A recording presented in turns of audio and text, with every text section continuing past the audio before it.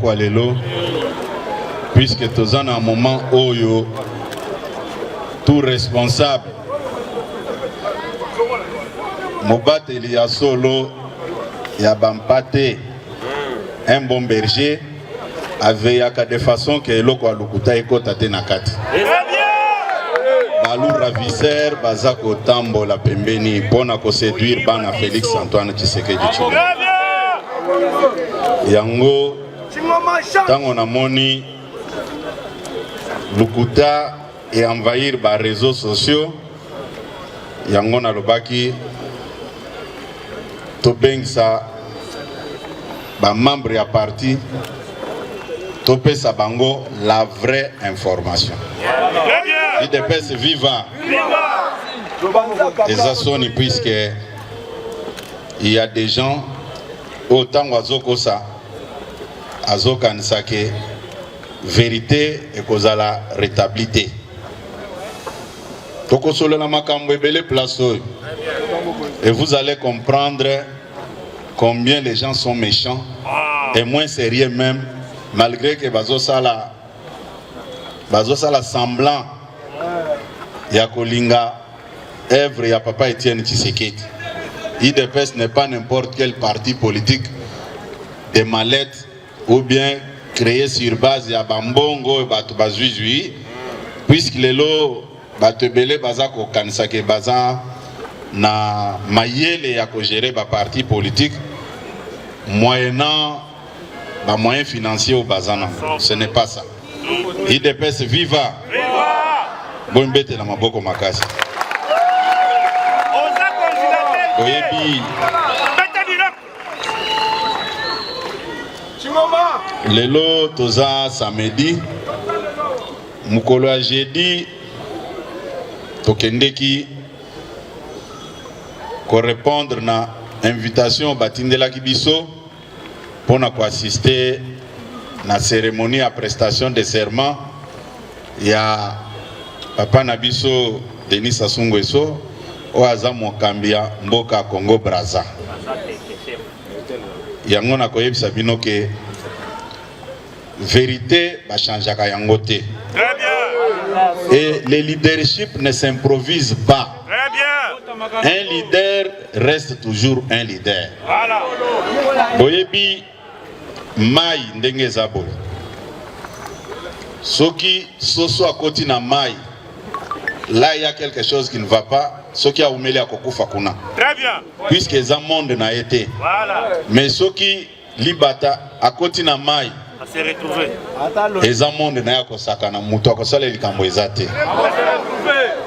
C'est la même chose dans le monde politique. Okoki ko fabriquer makam. Moyennant bambongo yoko zala nango ozo somba ba conscience ya batu. Mais ceux qui ezana aden na yote ekosimba te. IDPS viva. Viva. Oyo elekanaki mukolo ya jeudi na stade de l'unité ya Kintele na mboka Congo Brazzaville. C'est une grande leçon pour ba oyo balukaka toujours ko sous-estimer tata mokonzi ya ekolo bobetele maboko makasi.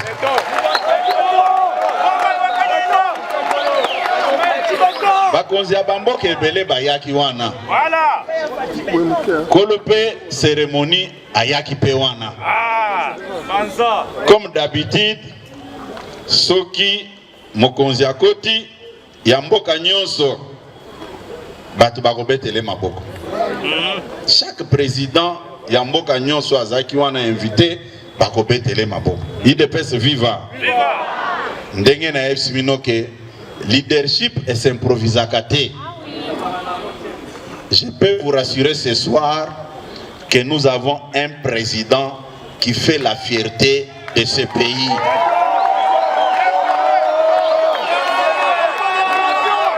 Nazako Yebisabino que nous avons un président de la République qui fait la fierté pour ce pays. Même pour notre continent. Puisque oyo le kanaki na mboka Brazzaville le jeudi na ebike batu nyonso il faut ba revoir ba calcul na bango. Même bao na kati ya parti na biso bazo sala semblant, bazo sala hypocrisie. Non. Na lobaki tango bakordaki nga interview na journal ya Jeune Afrique, batunaki nga likambo ya ki dauphin nani akozala dauphin na yanola kike badiskitaka jamais na succession ya mokonzi soki avandi na ebonga na ye, puisque yo oyebi oyo eza na makanisi ya nzambe te. IDPS vive makambo ebele boza komona na parti awa yango wana batu baza ko se positionner o biso tokomi ba dauphin o biso toza boyebo eza bongo te. Tango tozi na mboka ya Brazzaville ndenge na yoza ko yebisa bino tovandaki biso nyonso. Tango tovandi nga nazotala mouvement ya batu na batu tovanda boyebi nazoloba na pourtour wana na stade te, nazoloba kote ya ba VIP o biso tovandaki na tribune d'honneur wana na bande kotala mouvement ya batu na batu. Est-ce que mokonzi na biso balingi ye ou bien balingi ye te? IDPS viva bobete la fachi beton maboko. Boyebi malgré campagne nyonso o basali ya ko dénigrer ye, ko finga ye, ko finga na molongani na ye, zéro. Peuple balingi ye. Même na ngambo kuna ya fleuve balingi ye kaka. C'est un point parmi les points inscrits à l'ordre du jour pour une activité na biso lelo. Mais nayoki motema pasi puisque esprit oyo tata mokonzi alobaki pona congrès ezao naza komona te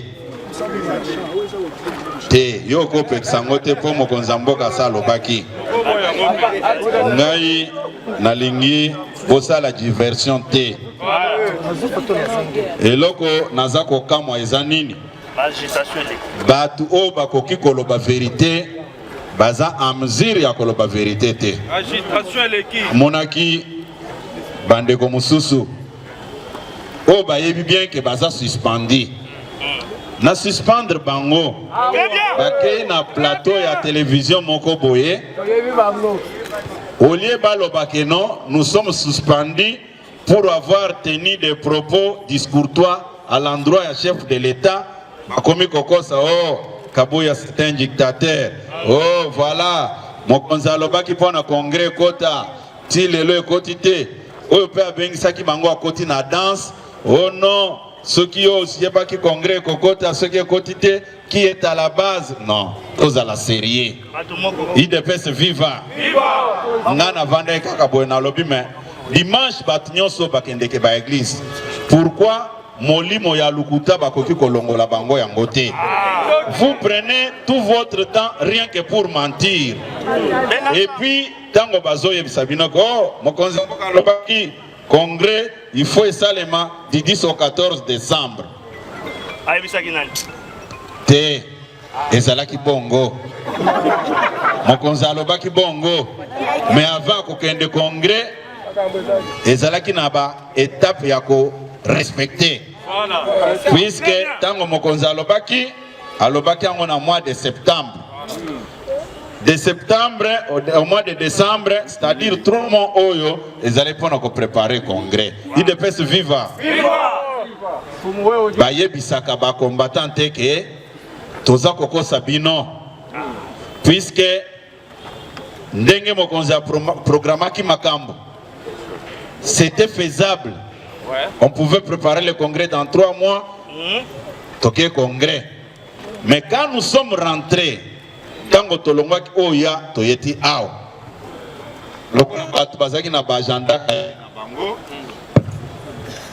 Pourquoi bozo pel sa groupe T?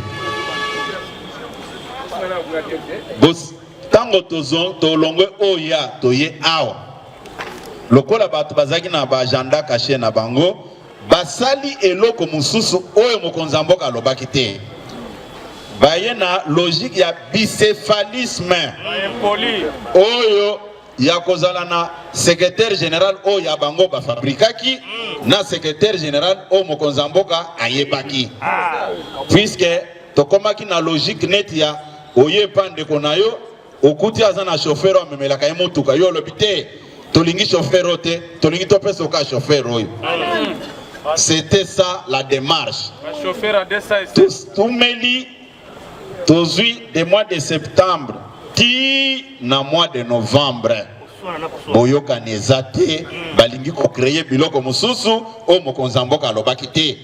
Je pense que ce soir quand je vais parler notre ami qui avait organisé koki koleka na RTNC mais suspension ezaka suspension bozako na ngai.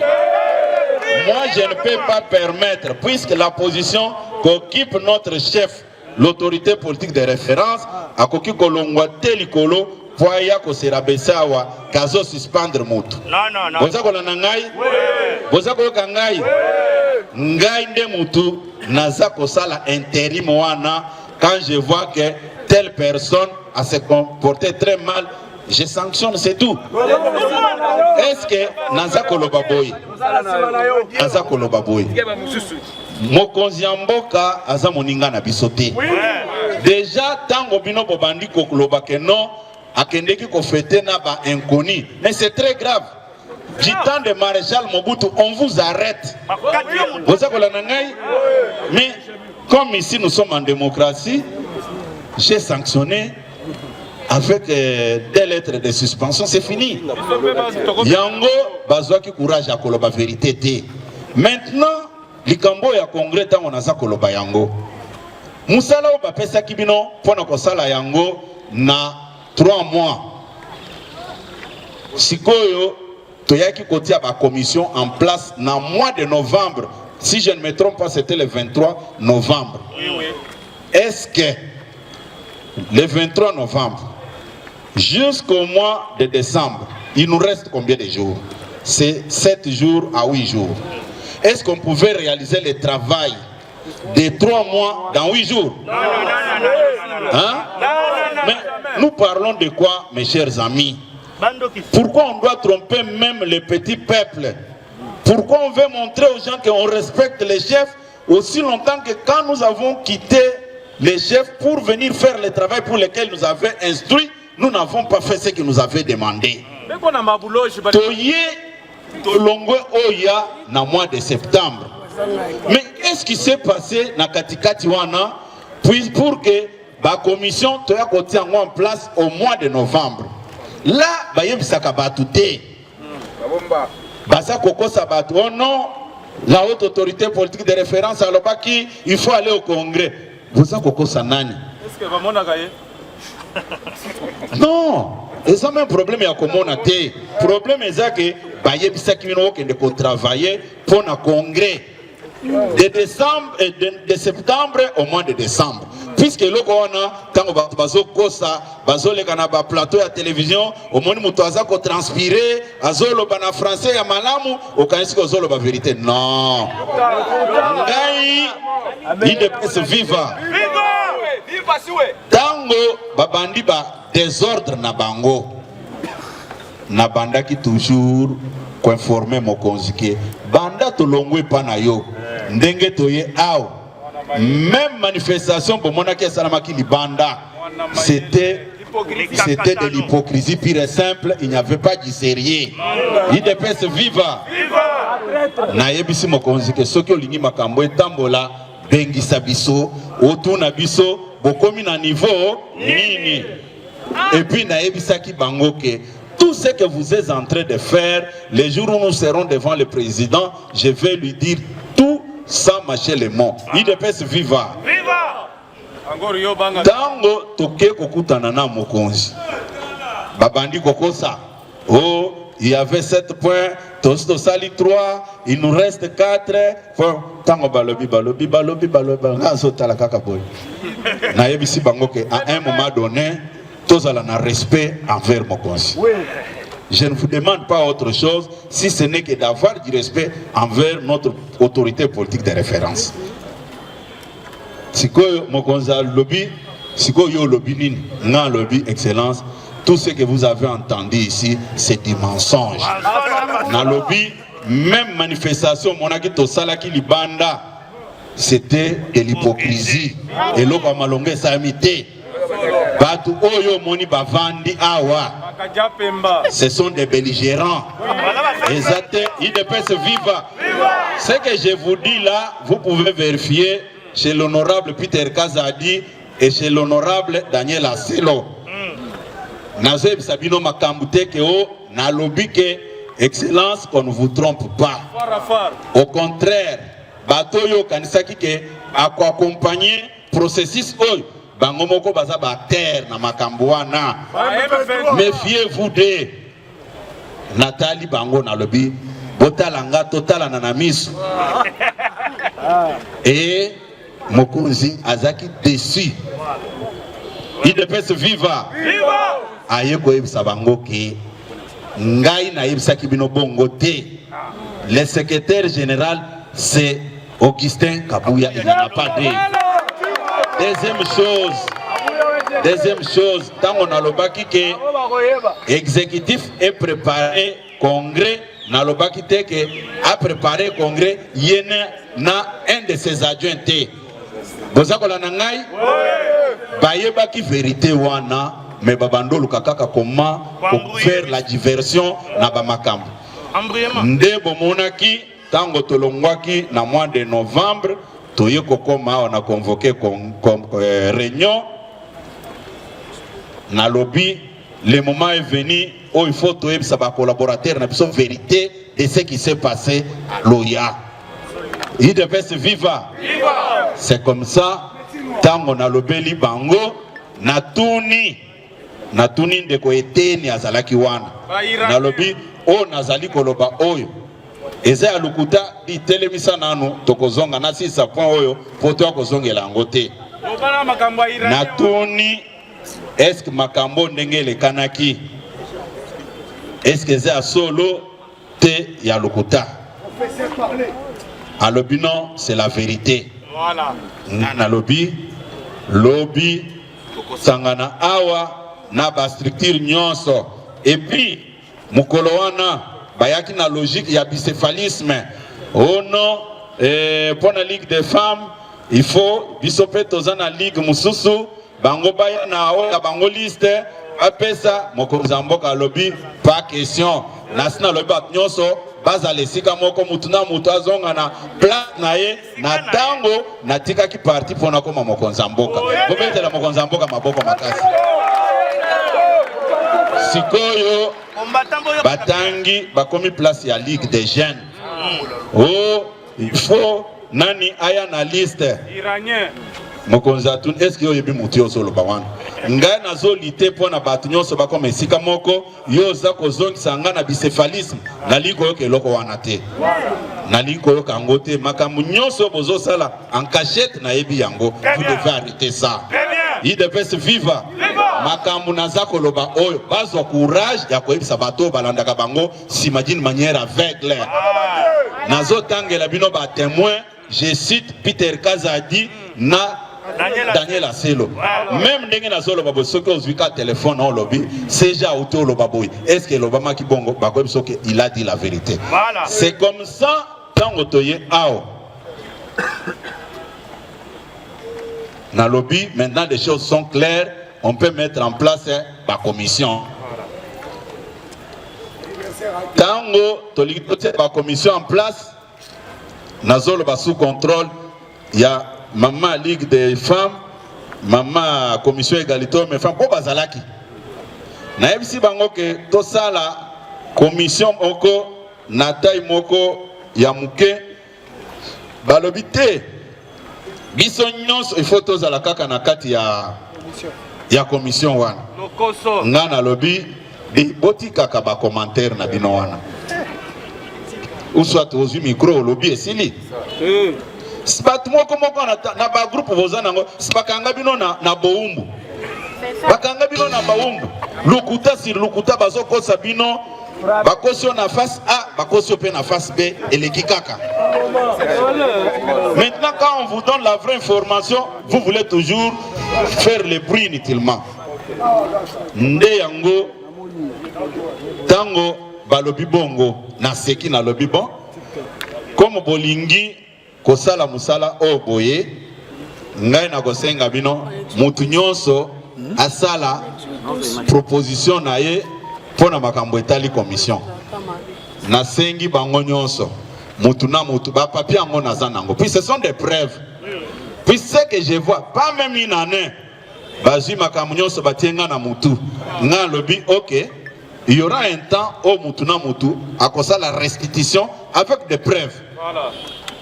Tango basali, bamitie bango nyonso, bebi mouné na exécutif wan, bango tout, bakoti. Ligue des femmes, balobi biso tokotika la simate. Commission égalité hommes-femmes, balobi biso pe tokotika la simate. Ligue des jeunes, la même chose. Ba mususu babundaki. Il devait se vivre. Ngai nalingaki kosala nini nazui ba proposition na bango. Et ce que je vous dis est vérifiable. Vous pouvez demander chez le cordon Rémi Massamba et chez le cordon Joseph Kassonga. Bakoye bisabino que ce que le secrétaire général vous dit, c'est ça la vérité. Maintenant, dans la commission ebimi, oh, batu bakoza lebele boye na commission T. Balinga bazala mukenga lobi mais si bino nde bosala ki proposition. Yo tango za ko proposer kombo na yo ke yo il faut ozala. Moninga pa ko proposer kombo na ye que ye pa azala na kati. IDPS viva. Viva. IDPS viva. Viva. Vous allez comprendre avec moi que ndenge to uti makambo ndenge za kokende. Il n'y avait pas de sérieux na mitema ya bandeko na biso. Bazaki na bajanda na bango. Ngai naza kotika. Maintenant, balinga pas profiter na liwa ya ndeko nanga grand frère nango nga na landaki puisque akufaki na même période nga lobité.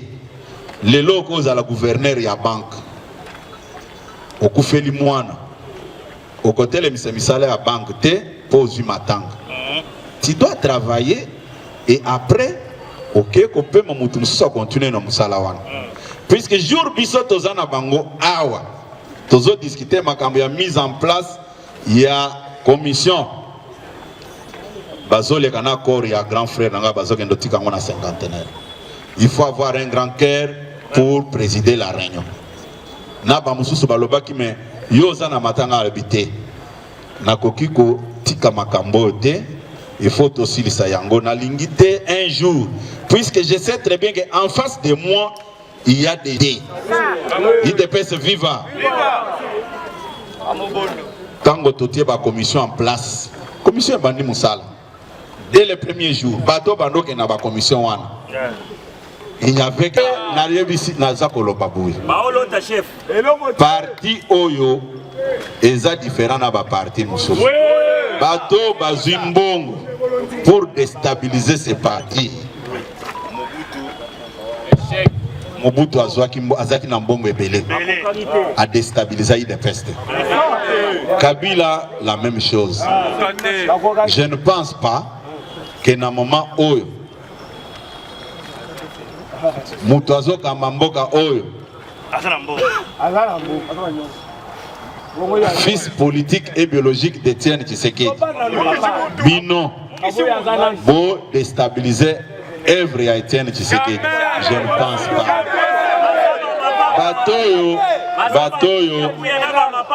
Bato bakufela ki parti oyo baza ebele. Bato bakufela ki parti oyo baza ebele.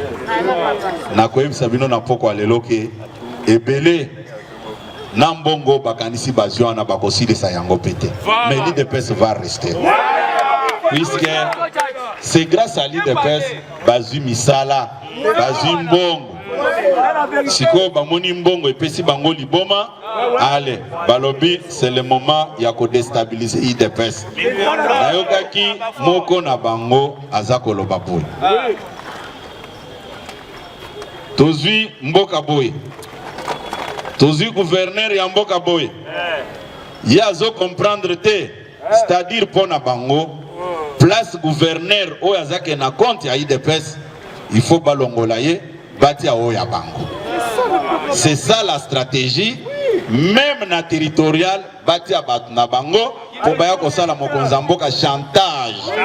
Mais biloko nyonso wana bazo exemple ya Congo Brazzaville. IDPS viva. Makambu ya congrès mutu akosa bino te.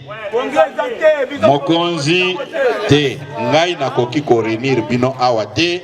Naebisa bino ke o congrès zate. Nga na lobby tokokende congrès. D'ailleurs, s'il vous plaît, IDPS viva. IDPS viva. Mokonzi mboka basala ka chantage te. Avantage o tozana yango mokonzi ebi moko na moko. Ata oye pembeni ya mokonzi boye ayebi ke Kabuya aibanta baya batu na matete. IDPS viva. Ayebi ke Yokingani. Bon, to bomba kaka. IDPS viva. Boka nisateke tango topusa na kapembeni na tata mokonzi ekolo ayeba biso te. Ayebi biso nyonso. Mabeo to sala ayebi yango. Bobete la fachi beto maboko makasi.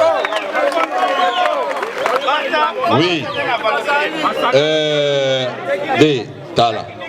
Na koyebisa bino boni. Nasina benda bino matoi place oyo. Nga soki na bengisi bino.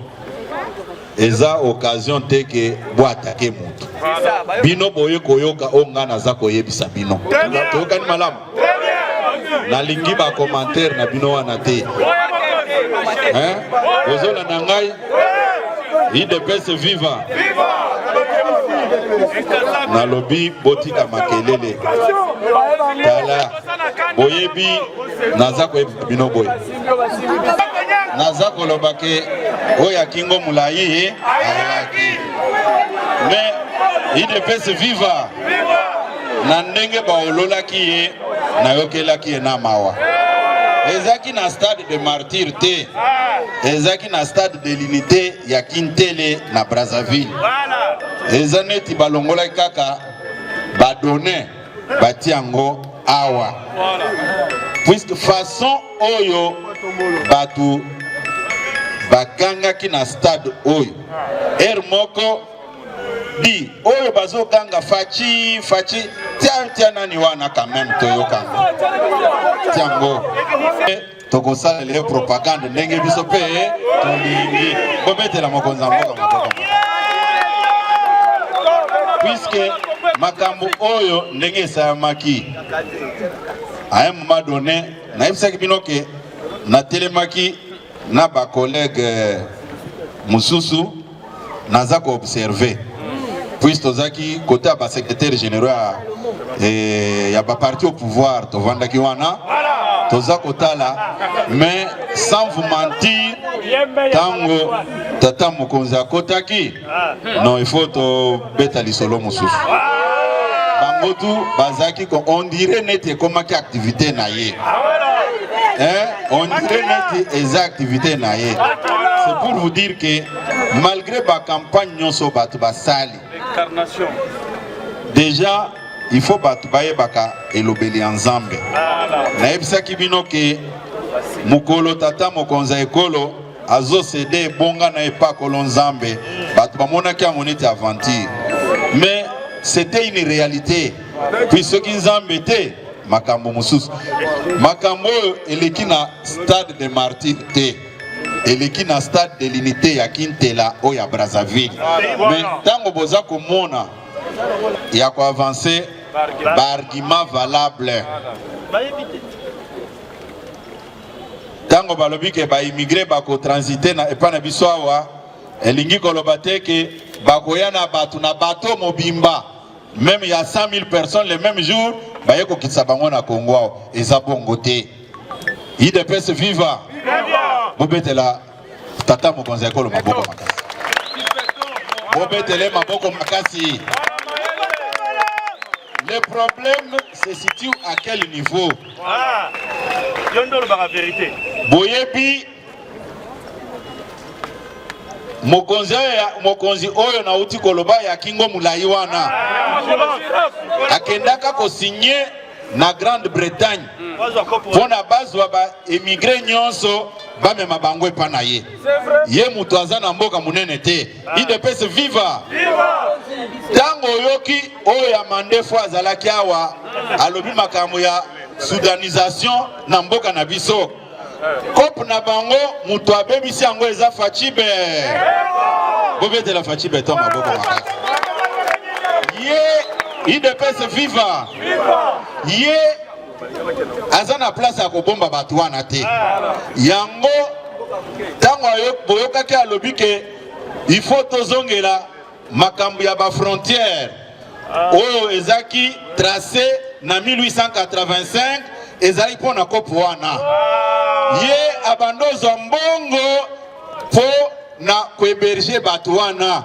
mais epa na ye te abandoluka azwa parti ya Nord et Sud Kivu ekome epa na ye aya koinstalle bato wana IDPS viva Facibe beton zamba pambola bobetela mokonzi mboka maboko makasi eza babiloko bakosaki bino wana te nde mokonzi alobi non si c'est ça le problème ngai nalingi mboka na nyonso ezonga soki pona bato wana toluka ndenga koinstalle bango tokoinstalle bango mais kokata Kivu ekende kuna pona akende koinstalle bango na manduki te IDPS viva nde omoni kingo mulaya alobi o Félix egate baza kotika sala nyonso alingi eza bongo te ba campagne obomoni bazosala contre mokonzi mboka eza ya lukuta au contraire mokonzi mboka a déjoué complot na bango bobetela mokonzi mboka maboko makasi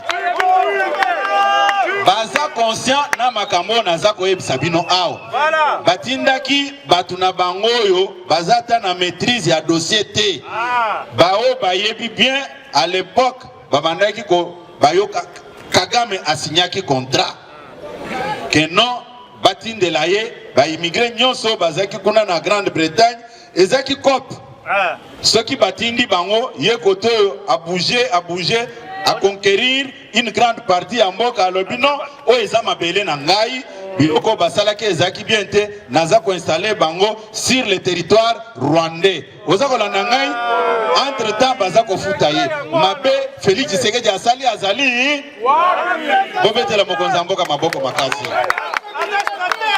mokonzi boto kozwa ye est-ce que soki oyoki mutu atelemeli makambo wana ke o akoro yango eza mabe botelemela ye oza kolanda ngai baza ko profiter na ignorance ya petit peuple po bakosa bozolanda ngai mokonzi mboka alobi ngai nde kolo Kongo botikela nga mboka na nga nyonso mobimba nde boyoki Kabila mikota alobi il faut soudanisation ya mboka ezalaki na kope na ina Kagame boza kolanda ngai lobi première équipe eyaki awa eyaki ya 15 personnes 15 personnes yango mpe baidentifier bango boza kolanda ngai contrairement na ba campagne d'intoxication na diabolisation oyo boza koloka Félix tosalaki yo nini na moment oyo okende kozwela batu wana bakozongisa bango na bamboka na bango après avoir résolu leurs problèmes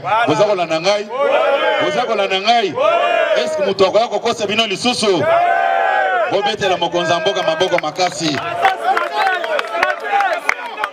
bango ndenge baza wana bamoni ke COP ekoti mai puisque tout était déjà fait botuna kaka baoyo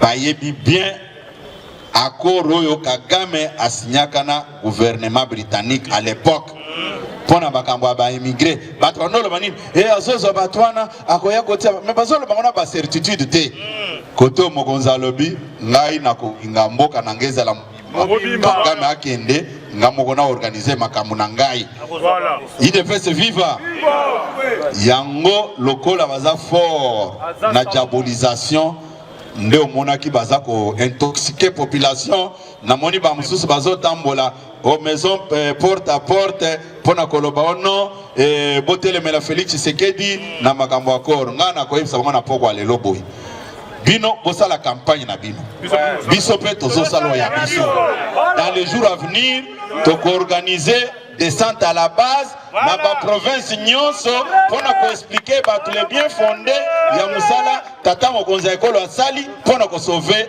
RDC ko épargner ngo na balkanisation bobetela mokonza mboka maboko makasi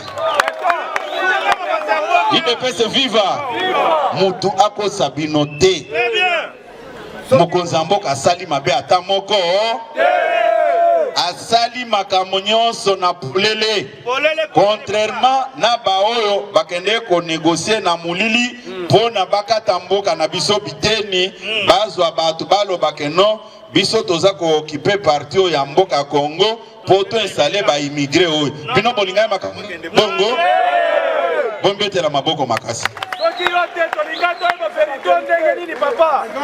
vérité yango wana soudanisation boyokaki kope ezalaki wana po soki batuni bango balobi me bato bozotindela biso tokotia bango wapi biso tozwi mabele ya Congo nde esika tozotia bango nde mokonzi ya Amérique alobi non ce n'est pas sérieux kolomboka na ye azali nini tokoki kosolola na ba prédateur sans kosolola na kolo mboka boyiba ba minere mabe siko bokomo keneti bozona mabele na ye boya ko installer bo non fachi beton yaka to sala makambo nyonso yo moko ozala garant ya makambo nyonso Kagame yo za muyibi makambo etali yote ndimake ekozala kaka sous responsabilité ya gouvernement congolais kobetela mokonza mboka maboko. Est-ce que likambo mabe oyo mokonza mboka asali ezali wana na yoki batatonnement o batu bazako oh non voilà non ce qui oyebite tuna ba yebisa yo le président de la République a déjoué un grand coup très bien ozola nangai a déjoué bango na complot munene o balinga ko sala ça ne sert à rien. Méfiez-vous de tous les gens qui parlent avec leur petit diplôme là kaka pona ko yiba pona ko kosa ba IDPS viva bombete la maboko makasi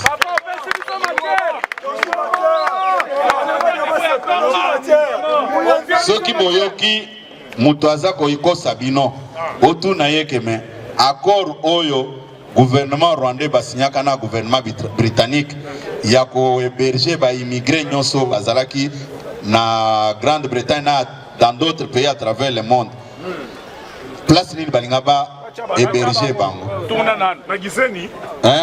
balinga ba héberger bango wapi makambo na bango nyonso ezalaki na est fachi beton de mutu eko faire bango échec na makambo IDPS viva IDPS viva bombete la maboko makasi ngai nasalaka causerie morale na base ya parti te pona ko dénigrer bato mais nazalaka toujours opposé contre Lukuta nde ennemi nanga munene nga nalingaka soki oyebi vérité loba yango même si ça ne vous profite pas IDPS viva awa nakosenga ndeko na biso bandeko na biso technique bameka ko balancer moi image oya ndeko na biso oya lobaki ke yaza du bon côté de l'histoire biso toza du mauvais côté balancer image IDPS viva je ne peux pas permettre que quelqu'un qui n'a rien à voir avec l'IDPS que nous avons recruté je pèse bien mes mots, puisque s'il vous plaît, vous me laissez, je ne vous ai pas invité ici pour vous dresser contre quelqu'un. Je ne vous ai pas appelé pour vous dresser contre Honorable Mbata. Je n'ai aucun problème avec lui, mais nalingi quand même que vérité batubaye bayango. Nayebi, c'est bien de dire aux gens que ngana za mutu aide pes, c'est bien beau. Nakolobake, pour aller aux élections de 2018, s'il est sincère avec vous, pour avoir même l'uniforme de l'IDPS, qui l'avait contacté. Nalobi, j'ai regardé cette sortie médiatique, je me suis dit, ça c'est craché sur les combats d'Étienne Tshisekedi Ouamoulou Baderès mémoire. On ne peut pas cracher sur tout un combat. Je n'ai aucun problème avec lui. Mais ce qu'il avait dit, c'est vraiment une honte. Je vais vous expliquer du début à la fin. De combattre, il y a l'obiaza du bon côté de l'histoire. Bino service, bino technique, bobimisa lettre nayo abimisa qui est candidat à l'Union sacrée, ainsi de suite. Ceux qui beaucoup balancé, tout part de là. L'homme de vérité. Tiens. Aza professeur à l'université. Mais Aza professeur, il n'y a pas parti politique. Aza professeur à l'université, c'est qu'à Tangsak. Et puis Aza Tangsak à la faculté Moko. Ceux qui ont la polytechnique, au coup de professeur Moussous. Ceux qui ont la médecine, au coup de professeur Moussous. Ceux qui ont l'économie, au coup de professeur Moussous. Aza peine à connaissance limitée dans le domaine. Mais ils achètent en blanc pour faire n'importe quoi ou bien qu'on brandir. Non, moi je suis professeur, comme ça tout le monde doit s'agénier. Non. Non. Union sacrée est une plateforme composée par des partis et regroupements. Lui-même, quand il était candidat président de la commission PAG à l'Assemblée nationale, Union sacrée Moutokendeko déposé candidature. C'est son parti. Ngaïde déposé candidature. Et à l'époque, quand il était candidat vice-président de l'Assemblée nationale, ce parti ne déposa rien. Mais au nom de quel principe vous pouvez manquer du respect aux gens, au lobby que non, voilà, Ngaï n'a commis qu'au décider au lieu place, il y a parti. Et l'eau qu'on est coco les catés. Le 11 avril, Admissi Mukanda Naye, à lobby, candidat à Union sacrée, au IDPS à Pessi, et ça, sénateur Lodi. Tout ça qui n'a une réunion, on a convoqué dimanche dans l'hôtel du Fleuve. Il était présent dans cette réunion. Tango a soulevé le problème. Séance tenante, Nayebisi est que la personne humiliée dans cette affaire, c'est moi. Puisque chef Nabino est Zalingaï. Vous avez désigné cette personne sur base de quels critères? Oh, Ayaki ko déposer candidature na Union sacrée. Moi j'ai dit non. Soyons sérieux dans ce que nous faisons. Pour Nabadou, Bamon Abisso, moins sérieux. On doit désigner un candidat sur base d'un consensus. Bisso IDPS, tout le monde a dit qu'il faut qu'associer Batu Nyonso na Makamboyo. Na salelaki de quoi c'est le mandat.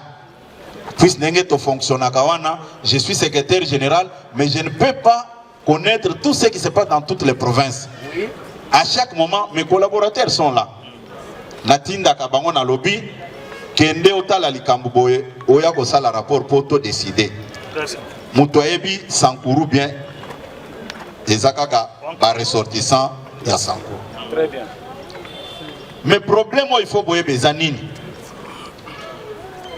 Tant on lobby que biso toza du mauvais côté de l'histoire. Mais c'est très grave. Tant on to sali ticket après concertation na batu nyonso. IDPS viva. Batu nini oyo bakotaki na makambwana. Eza na batu oyo bazaki na ba député provinciaux na Sankuru. Tant on to sali groupe regroupement politique ya AAAP Yandeko Tony Chiko oyo azali cousin ya mokonzi mboka azwi poste ya gouverneur biso IDPS tozwi poste ya vice gouverneur bozola nanga malamu na ABC ndeko Tony Chiko comme tozosala makambo nyonso na concertation ndengo ebisinga kozokutana na mokonzi mboka meka kotuna ye position na ezali nini na makambo IDPS viva tango Tony akutani na mokonzi ayebisi eke naza kosoutenir candidat moko te bozola na ngai na yebisi ndeko Tony si tel est le cas maintient votre candidature pour la poste à gouverneur, biso IDPS, tokotia candidat vice-gouverneur. Bozola nanga malam. Très bien. Vous allez me dire que Tony Chikwe du mauvais côté de l'histoire, Nangai. Non. Hein? Non. Maintenant, comme notre frère est très risé, à se précipiter le 11 avril, Botala bien. Le 11 avril, a signé Mukanda Naye pour tromper l'opinion. Que candidat Oyaye Mokonzambo Kande a désigné Yango. J'ai dit que faux et archi faux. Ngana monanga na labina. Oyo les innocents bakokoya kana biloko alukuta boy. Aselo aza collaborateur na ngai. Aza secrétaire général adjoint. Par respect Aïe a salinga proposition, il y a candidat vice-gouverneur. Naïb sait que non, je ne fais pas, il faut n'appeler Nabatumoko Boyena.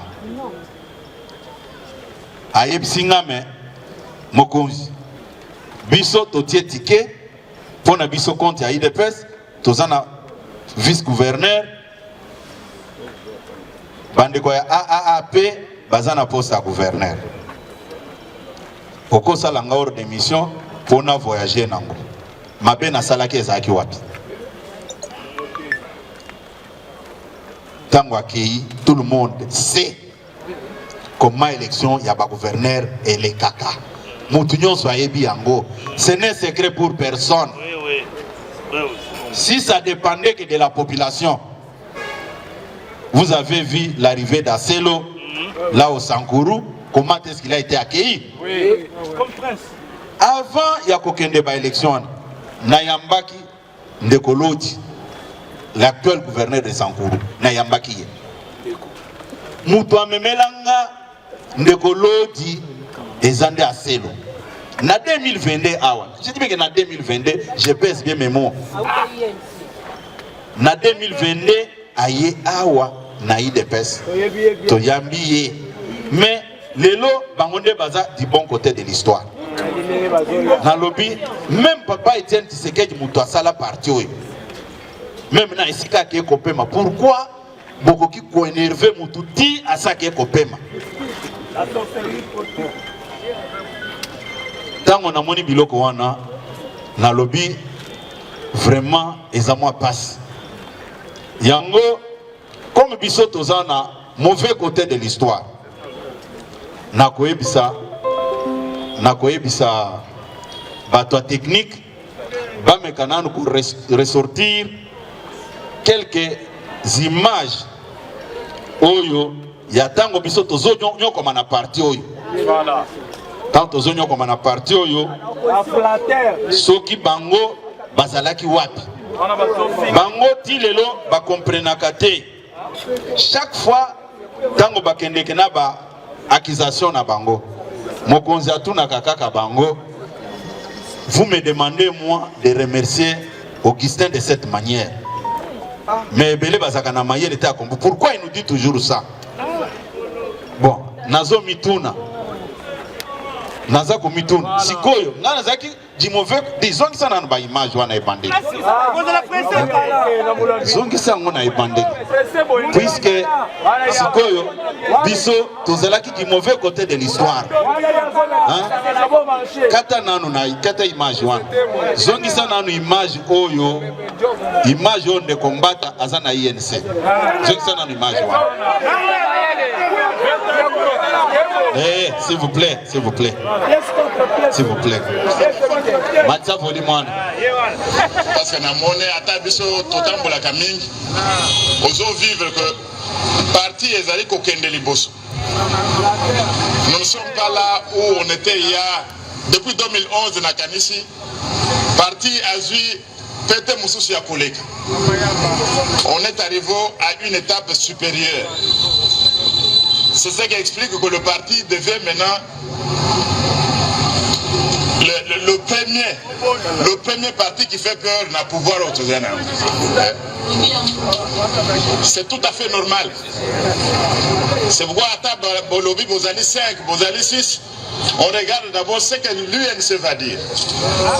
C'est parce que nous sommes montés dans ces dimensions-là et nous nous positionnons, nous sommes bien positionnés pour la 2016. Mais le gars, nous avons évité UNC. UNC. UNC. UNC. UNC. UNC. Il faut te montrer en 2016. Oui, merci. UNC. UNC. UNC. 2016.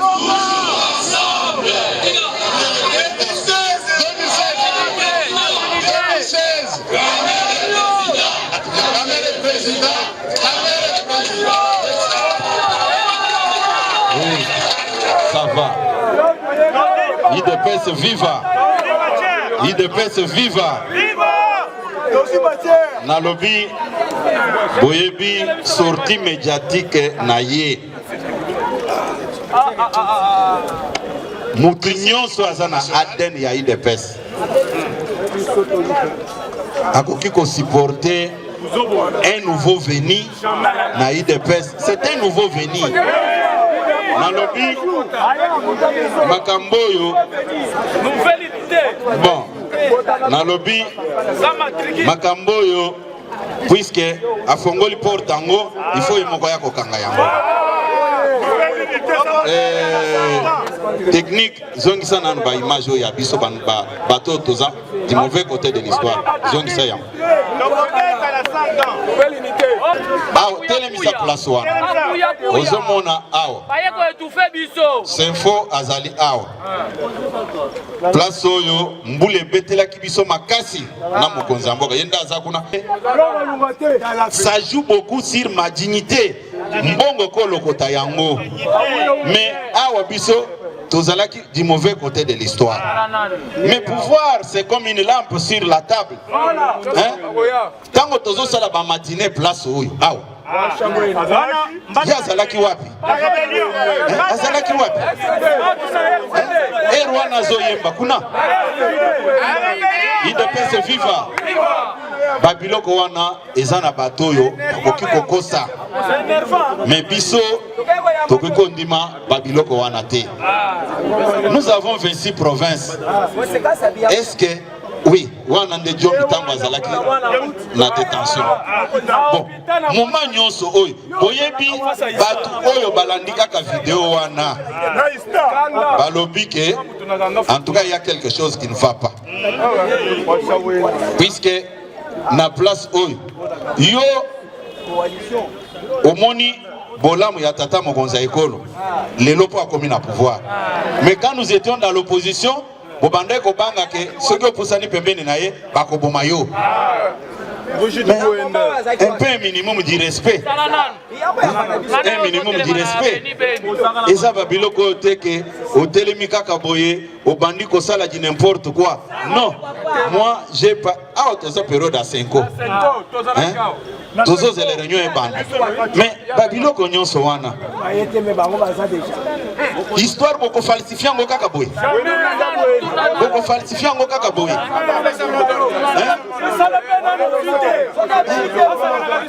Yango nazolo baboye, il faut que nasi samaloba na bandoloba. Ba mandataire ya IDPS. O ba miyebi ke baza ba mandataire ya IDPS. Batika la converser ata un ronté et pambata. Puisque lui-même ne cotise pas pour les partis. Bozola nangai. Quand l'Union sacrée aura besoin de l'argent de l'IDPS, on me demande, moi, les gestionnaires de l'IDPS, Naïf Sabangoke, Nyongweza, combien pour tout de la bino na compte. Vous avez la nangai, madame. Et ça, Babiloko, moi, je vous dis que Natala qui m'a kamwana na lobby, est-ce qu'à perdre connaissance ou bien à un état normal? Puisque, écoute, s'il vous plaît, na lobby boye, Ngai, Naza du mauvais côté de l'histoire. Nekotoni Chiko du mauvais côté de l'histoire. Vraiment, c'était bien réfléchi. Hein?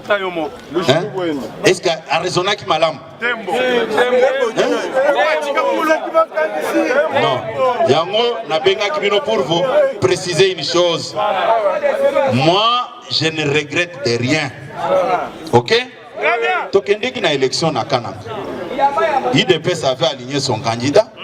Candidat n'a pas quitté. On avait fait un problème. IDPS avait aligné son candidat au niveau à Tanganyika. Candidat n'a pas quitté. Tout ça là qui a un problème. C'est ça l'esprit démocratique des Akoulata Bisso. Puisque Nayo Kibatu, oh, Kabouya. Non. Nous avons 26 provinces. On gagne là où nous pouvons gagner. Si ça ne passe pas, ce n'est pas la fin du monde. Hein? Ce n'est pas la fin du monde. Je n'étais pas dans une compétition avec qui que ce soit. J'ai respecté la procédure. Nalobi, Bissotos à la bagourmate. Mbata ne peut pas être catholique de plus que le pape. Oui, il ne peut pas être catholique de plus que le pape, puisque ce qui l'anime, c'est de l'orgueil.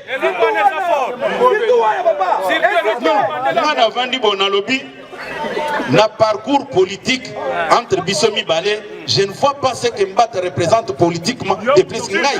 Moi j'ai une histoire au sein de l'IDPS que personne ne peut pas effacer. Il a parlé, moi je vous dis qu'il a parlé, personne de sérieux n'a qu'à partir à Betelake Maboko. Même bateau yaye, balobaki ke au café.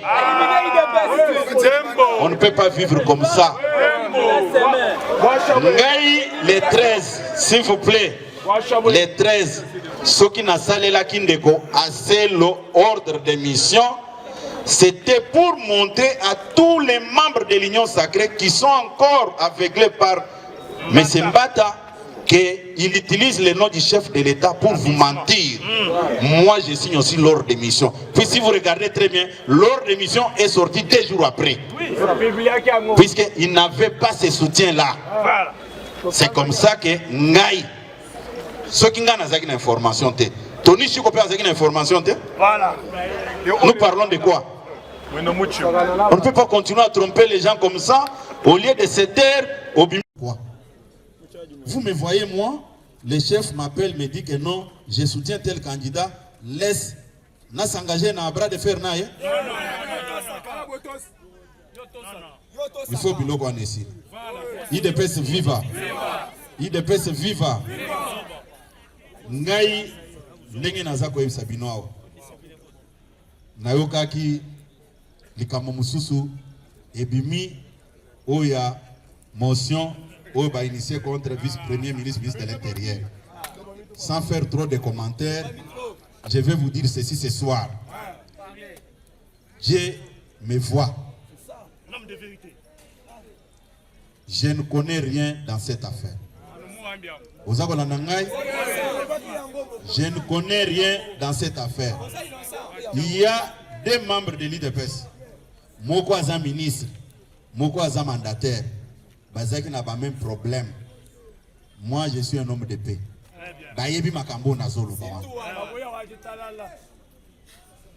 Je ne connais rien. Juro boyoki bazoye bisabino que non, tozana hôtel Campo na réunion boy boy. Non. Après plénière, tozalaki na bureau nangai. Il y avait deux collègues députés au Baswanaki. Oyo bayaki ko se plaindre, moko ayaki ko se plaindre pa nangai. Na yebisi bango que après plénière, toke na bureau nanga, to résoudre problème na famille puis tozabana Félix Antoine Tshisekedi Tshilombo. Après plénière, bakei bango nyonso, ba député nyonso bazalaki wana. Tozana honorable Amis Telema, honorable Serkas Telema. Ce sont, s'il vous plaît, ce sont les deux témoins Oyo comme responsables, comme leurs collègues députés. Honorable Adèle Telema. Honorable Bouchab n'est pas là. Voilà. Au moment où bazo comme la bino na ba réseaux sociaux que réunion ezo salema na hôtel Campo, ngai na banaki ko jouer médiation ya ko réconcilier les deux collègues. Collègue Adèle Bazizana na collègue Bouchab. Il y avait une mésentente entre Bangomi Bale. Mais na boaki ko traiter dossier na Bangomi Bale, ngai moko na préféraki ko benga deux collègues députés, honorable Serkas na honorable Amis, to vanda ki na bureau na ngai. Entre-temps, réseaux sociaux et pelimoto que batu baza na hôtel Campo. Mais ce que j'ai beaucoup regretté, c'est quoi? Les gens ne peuvent pas se permettre d'importuner notre vice-premier ministre, ministre de la Sécurité de cette manière. Là, il y a quelque chose qui ne va pas. Comment vous pouvez vous permettre de tromper? C'est une autorité. Il faut que ces informations, il y a solo. Puisque lui aussi, à son tour, pouvait dépêcher ses services pour pas commencer les liens, mais malheureusement, ça n'a pas été fait. Mais bateau, balobaki que bazan na réunion na Campo, ezaki na Campo te. Vous pouvez vous asseoir, chers collègues. Ngai ne na bandeko jouer médiation ya ko réconcilier bateau après plénière. Botala esika baza comme madiso. Et puis nayoki un jeune homme là Aleki Alobi Makambo Ebele. Qu'est-ce que je vais gagner pour attaquer un membre du parti en se cachant derrière les gens? Je vais gagner quoi? Moi, quand j'ai un problème avec quelqu'un, nakoeb sayo en face. Et puis, quand vous avez un problème avec Augustin, il vous en parle en public, soit en privé, sans faire trop de bruit. Mais on a yoki batu, oh c'est Kabouya qui est derrière. Vous êtes la base du parti. Parti est koufé la batu. Vous avez la nangai, batumba batu nakati yao. Nazako ebisabino que je ne connais rien. Et je me suis réservé de ne pas me comporter comme certains l'ont fait, en m'insultant, en parlant de beaucoup de choses. Sur ce point-là, je n'ai pas voulu vraiment parler parce que je risque de mettre de l'huile sur le feu, ce qui n'est pas du tout bon. Mais retenez une chose, que je ne connais rien de cette situation-là. D'ailleurs, kuna na parlement, bapesanga kombo, babenga kanga papa toli, puisque ceux qui mutuazana likamone jamais a préféré à l'obango place ngana zali. Puis ceux qui a lobby n'a pas ses conseils, voire même na réunion na convocaki le 12 avril, le dimanche, à l'hôtel du Fleuve. Na benga ki ba député na biso na ebisi bango boy.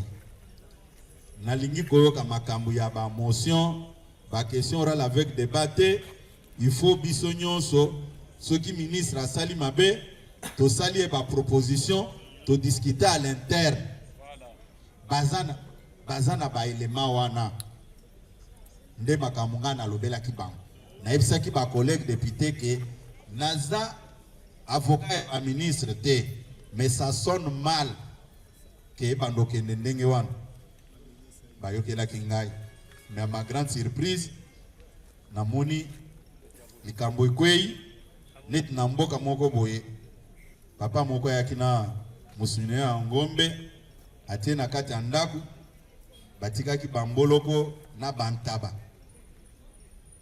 na poko aya kuti musuni te balobi non mboloko nda alieka musuni oyo oh mais mboloko aza herbivore aliaka ne aza carnivore te IDPS viva oh ce qui est mboloko te eza ntaba oh mais ntaba pe aza herbivore aza carnivore te alié. C'est ce que nous vivons. Oh non, Kabouya nda aza derrière. Oh ceux qui Kabouya était eza Peter Kazai. Non. Biloko wana eza ote. Nayebi ke tango za proche d'une autorité, il faut que ça ait vérité. Il n'y a que ça.